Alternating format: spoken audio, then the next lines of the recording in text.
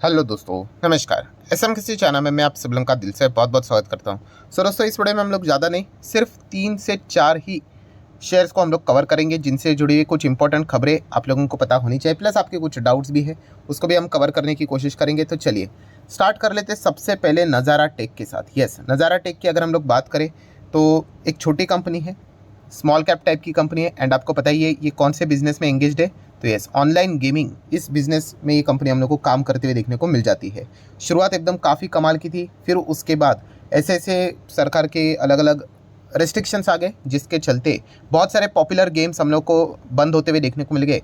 And उसके बाद आप देख सकते हैं कंपनी के शेयर में अच्छी खासी गिरावट होती हुई देखने को मिली थी।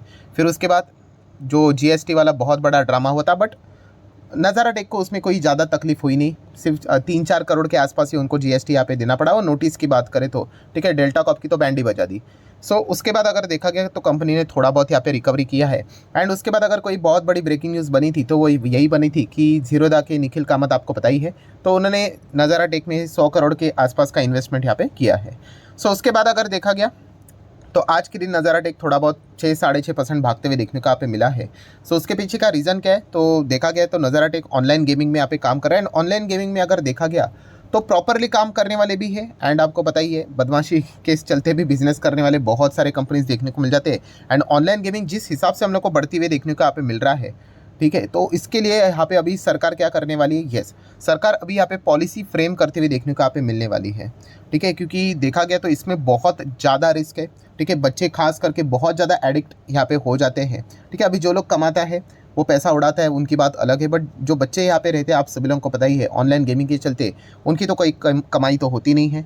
सो अल्टीमेटली वो अपने पेरेंट्स के पैसे यहाँ पे उड़ाते हैं। तो इसी से रिलेटेड एक एडिक्वेट पॉलिसी अभी हम लोग को फॉर्म होती हुई देखने को यहाँ पे मिल जाएगी।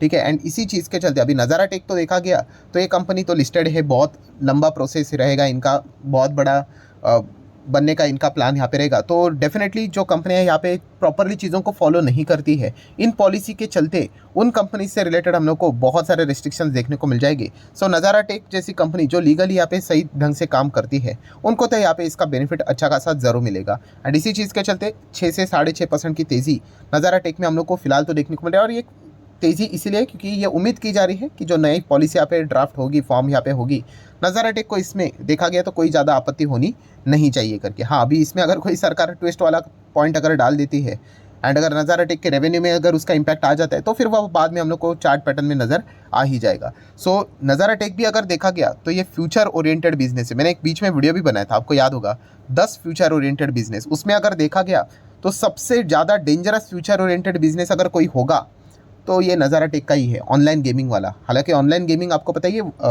आउटसाइड इंडिया बहुत ज़्यादा पॉपुलर है, वहाँ पे तो करियर भी चलता है। इंडिया में जस्ट अभी अभी शुरू यहाँ पे हो चुका है। एंड अगर देखा गया तो बहुत सारे रेस्ट्रिक्शंस भी है सरकार के, तो उसके बीच में ग्रो करना इनके लिए टफ यहाँ पे हो सकता है। बिजनेस कमाल का है, बट कैसे रेवेन्यू के हिसाब से, पैसे कमाने के हिसाब से ग्रो करना थोड़ा इनको मुश्किल यहाँ पे पड़ सकता है। अभी का लेटेस्ट एग्जांपल ही आप जीएसटी वाला देख सकते हो। तो देख लेते हैं आगे इनका परफॉर्मेंस कैसा रहता है करके, क्योंकि ऑनलाइन गेमिंग में बाकी जितनी भी कंपनीज है ना, इतना कुछ खास नहीं करते। डेल्टा कॉप तो वैसे भी हालत ख़राब ही हो गई। दैन देखा गया तो झिंसार टेक थोड़ा बहुत परफॉर्मेंस देता है, ऑन मोबाइल है, बट उसमें देखा गया तो नज़ारा टेक का ही परफॉर्मेंस थोड़ा सा देखने लायक यहाँ पे बनता है। सो ठीक है, इससे रिलेटेड अभी हम लोग चेक कर लेंगे कि ऑनलाइन गेमिंग पॉलिसी हम लोग को किस प्रकार से आते हुए देखने को यहाँ पे मिल जाएगी। नेक्स्ट बात करेंगे दोस्तों, तो पीआई इंडस्ट्री एकदम शानदार धमाकेदार कंपनी आप ज़रूर यहाँ पे कह सकते हैं। इसका अर्थ ये बिल्कुल नहीं होता है कि कंपनी कभी गिरेगी नहीं। कल के दिन हम लोगों ने देख लिया पीआई इंडस्ट्री जैसे स्टॉक में मतलब 10% की गिरावट होना, मतलब बस कुछ तो बात है। सो रीज़न क्या है ये तो मैं कल के दिन भी आप लोगों को बता चुका था। ठीक है, अगर फॉर्मेलिटी की ही वापस कंटिन्यू कर ले तो चाइना ने चैलेंज कर दिया है हमारी जो एग्रो केमिकल वाली जो कंपनी है, वही पीआई इंडस्ट्री को चैलेंज किया है। मतलब क्या है, तो बहुत सारे हम लोगों को इनके प्रोडक्ट्स देखने को मिल जाते हैं पीआई इंडस्ट्री के, तो उसमें ये इनका one of the best product भी देखने को यहाँ पे मिलता था। एंड अभी फिलहाल यहाँ पे क्या हो जाएगा कि चाइना की जो रेनबो है उसकी एंट्री हम लोग को होती हुई देखने को यहाँ पे मिल रही है। एंड इसी चीज़ के चलते हम लोग को कंपटीशन बढ़ते हुए देखने को यहाँ पे मिल जाएगा। सो कंपटीशन बढ़ेगा तो हो सकता है आपके क्लाइंट्स उनके, और मतलब रेनबो एग्रो यहाँ पे क्या कर सकता है, उनके कॉम्पिटिटर यहाँ पे लेके जा सकता है। तो ये चीज़ें फिलहाल तो हम लोग को देखने को मिल रही है। और इसी चीज़ के चलते पीआई इंडस्ट्री में हम लोग को अच्छी खासी गिरावट देखने को यहाँ पे मिली है। पर क्या है, गिरावट के चलते हम लोगों ने डरना चाहिए? तो पर्सनली मुझे ऐसा लगता है कि डरना तो नहीं चाहिए। डरना मतलब क्या कि चलो भाई कंपनी ही तबाह हो गई, तबाह नहीं होती है दोस्तों। ठीक है, मतलब डेल्टा कॉर्प में कैसे हुआ था, जो खबर आई भाई कंपनी ही तबाह हो गई, ऐसी चीज़ें हैं। तो वैसा कोई मतलब डू और डाई सिचुएशन तो यहाँ पे नहीं है। एंड अगर पीआई इंडस्ट्री के मैनेजमेंट की अगर हम लोग बात करें दोस्तों, आज उन्होंने यहाँ पे शेयर होल्डर को इसी चीज़ से रिलेटेड कुछ पॉइंट्स यहाँ पे सामने रखे हुए हैं। जैसे कि अगर हम लोग बात करें तो उन्होंने ये कहा है कि डेफिनेटली चाइना की एक कंपनी हम लोगों को उन्हीं के मार्केट में हम लोग को एंटर करते हुए देखने को मिल रही है। एंड जिस प्रोडक्ट में वो एंटर कर रही है वहाँ पे ज़बरदस्त ग्रोथ हम लोग को देखने को मिल रहा है। ऑब्वियसली जहाँ पे ग्रोथ रहेगा वहाँ पे तो लोग आएंगे, कंपटीशन बढ़ेगा ही। बट पीआई इंडस्ट्री ने ये भी कहा है कि हम कोई उस एक प्रोडक्ट के ऊपर नहीं चलते, हमारे पास बहुत सारे प्रोडक्ट है, 30 से 40 प्रोडक्ट का पोर्टफोलियो हम लोगों के पास। सो ऐसी बात नहीं कि ये जो प्रोडक्ट है इसमें कंपटीशन यहाँ पे आ गया करके मतलब हम सीधा यहाँ पे बर्बादी हो गई करके। तो पीआई इंडस्ट्री के मैनेजमेंट ने इस चीज़ को सीधा खारिज कर दिया। एंड इनफैक्ट उन्होंने ये भी कहा है कि जो हम लोगों ने इसके पहले के भी जो टारगेट देकर रखे हुए थे, टारगेट मतलब वो शेयर प्राइस के टारगेट नहीं देते, हाँ वो रेवेन्यू के टारगेट देते हैं, ठीक है, अर्निंग्स के टारगेट देते हैं, ग्रोथ के टारगेट देते हैं, उन्होंने उनमें कोई बदलाव नहीं किया। उन्होंने कहा भाई आने वाले समय में जैसा हम लोगों ने आपको 2024-25 के हिसाब से बातें बताई है, दैट्स इट, वैसी ही चीज़ें यहाँ पे चलेगी, कोई भी चिंता करने की ज़रूरत यहाँ पे नहीं है। ये पॉइंट पीआई इंडस्ट्री के मैनेजमेंट ने सामने यहाँ पे रखा हुआ है। सो काफ़ी ये रिलीफ देने वाली बात है पीआई इंडस्ट्री के शेयर होल्डर के लिए। एंड पीआई इंडस्ट्री का मैनेजमेंट कोई ऐसा वैसा मैनेजमेंट नहीं है, वरना एक नॉर्मल ह्यूमन थिंकिंग क्या होती है कि भाई बोलने के लिए तो हर कोई बोलेगा, जो कि सच भी है, बट इनका मैनेजमेंट काफ़ी डिसेंट मैनेजमेंट है। सो डेफिनेटली ये तो वक्त ही बताएगा कि मैनेजमेंट ने बोला हुआ चीज़ सच साबित होता है भी या नहीं, ठीक है, या फिर जो कॉम्पिटिटर है वो इनका मार्केट शेयर खा लेगा, वो एक देखने वाली बात यहाँ पे ज़रूर रहेगी। सो पीआई इंडस्ट्री में गिरावट क्यों हुई? चाइना के चलते वो सारी खबरें तो देख ली, हाँ उसके बाद तो ब्रोकर आ ही जाते हैं कि चलो डाउनग्रेड कर दो, टारगेट रिवाइज कर दो, पहले के टारगेट 4000 थे अभी 4000 से नीचे लाओ, 3900 लाओ। तो इसी चीज़ के चलते हम लोग को पीआई इंडस्ट्री में गिरावट देखने को यहाँ पे मिली है। सो ओवरऑल कॉन्टेक्स्ट की बात करें दोस्तों, कंपनी में फंडामेंटली देखा गया तो कंपनी मजबूत है, कोई गड़बड़ नहीं हुई है, कोई फ्रॉड नहीं हुआ है, ठीक है। एंड शेयर मार्केट की जर्नी में इस प्रकार की चीज़ें हम लोग को देखने को यहाँ पे मिल जाती है। सो मुझे ऐसा लगता है कि पैनिक करने की तो कोई आवश्यकता नहीं है, हाँ बट थोड़ा रिकवरी के लिए टाइम भी यहाँ पे लगेगा, ये भी एक पॉइंट है। एंड नेक्स्ट अगर हम लोग बात करें व्हाट नेक्स्ट मतलब, तो कंपनी के क्वार्टर के नंबर्स अभी काफ़ी इंपॉर्टेंट रहेंगे। आज ही के दिन इस पॉइंट को नोट करके रखना कि भविष्य में पीआई इंडस्ट्री के नंबर को देखना है। क्यों देखना है? हाँ इन्होंने ये बात बोली है ना, इन्होंने अपने कोई गाइडेंस कुछ भी यहाँ पे चेंज नहीं किए ना, देख लेते सच होता है भी या नहीं, तो ये बाद में हम लोग भूल जाते हैं, तो इसलिए आज ही के दिन नोट करके यहाँ पे रख लेना। चलिए आ जाते तीसरे कंपनी की ओर, KPIT टेक्नोलॉजी। काफ़ी उम्दा कंपनी है, ठीक है, अलग अलग रिपोर्ट्स यहाँ पे आते हैं। एंड अभी आप देख सकते हैं आज के दिन 3-3.25% अच्छी खासी तेज़ी KPIT टेक में देखने को मिली। एंड तेज़ी के पीछे एक अच्छा खासा कारण भी देखने को मिल रहा है। सो दोस्तों रीज़न क्या है, तो आप सबसे पहले खबर को हम पढ़ लेते हैं। सो KPIT हम कह सकते हैं दोस्तों इंडिया की first sodium ion battery tech वाली कंपनी हम लोग को देखने को यहाँ पे मिल रही है। एंड आने वाले समय में मतलब 1 साल के अंदर अंदर इसी बिजनेस का इम्पैक्ट इनके रेवेन्यू में भी हम लोग को देखने को मिल जाएगा। मतलब तो दोस्तों आप सभी लोगों को यहाँ पे पता ही, इसके पहले KPIT का जो बिजनेस यहाँ पे रहता था, ठीक है, कि मतलब बोला जाता था कि ये एक ही रेंज में हम लोग को काम करते हुए देखने को यहाँ पे मिल जाते हैं, और एक रेंज कब तक यहाँ पे चलेगी, ठीक है। तो इसी से रिलेटेड दोस्तों अभी हम कह सकते हैं एक बहुत ही अच्छा खासा ये ऑल्टरनेटिव देखने को मिल रहा है। मतलब कंपनी के जो हम लोग को को फाउंडर एंड चेयरमैन भी देखने को मिल जाते हैं, रवि पंडित जी, तो उन्होंने भी ये पॉइंट यहाँ पे फिलहाल तो सामने रखा हुआ है कि इसी के ऊपर यहाँ पे काम करें। और उन्होंने ये साफ साफ बोला भी है कि भाई कम से कम 1 साल यहाँ पे लगेगा इसको सक्सेसफुली कंप्लीट होने के लिए, टेस्टिंग होने के लिए, एंड उसके बाद कमर्शियली इसका यहाँ पे यूज़ यहाँ पे किया जाएगा। एंड उसके बाद आप एक्सपेक्ट कर सकते हो साल भर के अंदर अंदर रेवेन्यू में भी ये सारी चीज़ें हम लोग को मतलब कंट्रीब्यूट करते हुए देखने को यहाँ पे मिलेगी। तो इसका फ़ायदा यहाँ पे इनको लॉन्ग टर्म में ज़रूर हो सकता है।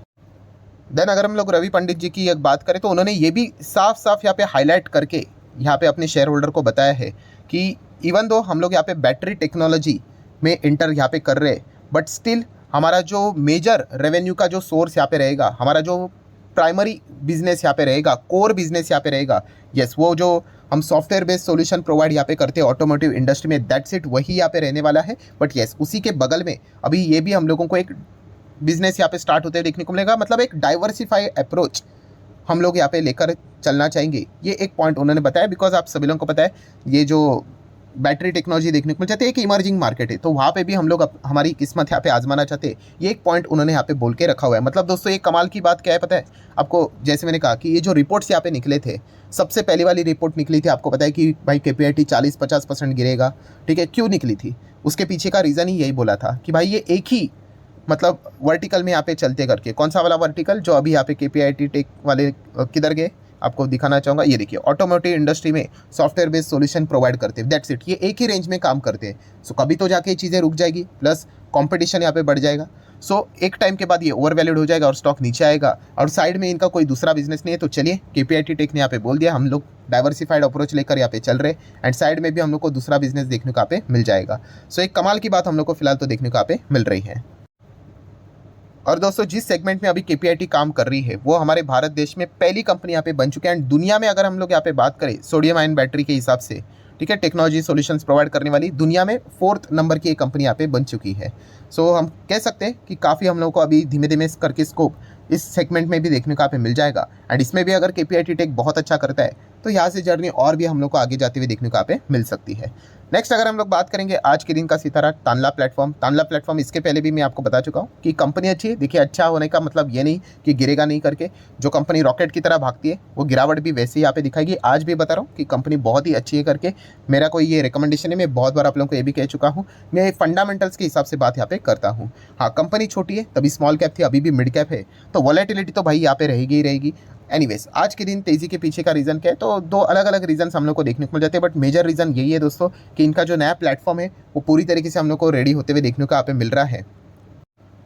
और जैसे ही अभी ये रेडी हो जाएगा तो आपको पता है कमर्शलाइजेशन के लिए मार्केट में उतारा जाएगा, तो कंपनी को बिजनेस मिलेगा और रेवेन्यू जनरेट होगा, मार्जिन इंप्रूव होंगे, प्रॉफिट दिखेगा। तो ये मेजर रीज़न हम लोग को देखने को यहाँ पे मिल रहा है। बाकी की चीज़ों की बात करें तो टेक्नोलॉजी के हिसाब से, यूपीआई के हिसाब से, तो ये कंपनी काफ़ी ही शानदार परफॉर्मेंस यहाँ पे दिखाई रही है। सो आशा करता हूँ दोस्तों जितने भी इंपॉर्टेंट पॉइंट्स थे सारे यहाँ पे कवर कर लिए। वीडियो अच्छा लगा होगा तो चाहो तो लाइक एंड शेयर कर सकते हो। मिलते हैं अगले वीडियो में, तब तक के लिए बाय बाय।